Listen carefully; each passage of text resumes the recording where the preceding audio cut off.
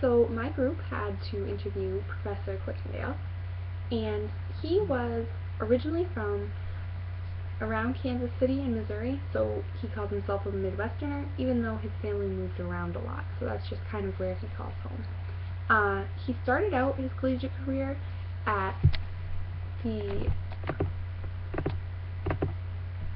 Northwest Missouri State, and then he transferred to Missouri Western.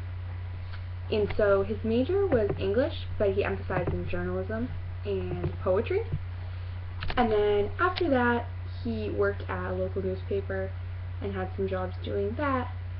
And then he went back to school at Bowling Green and studied poetry and got a graduate degree in that. But it became apparent that the job prospects in poetry weren't that great except for teaching.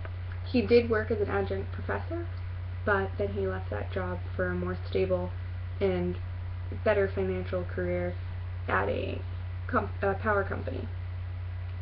Then when he was working doing that job, he actually learned about the field of technical communications, and he realized, wow, that's something I could do. And this was back before computers and the internet and all that was so popular, so there were really lots of jobs available. It was a new field.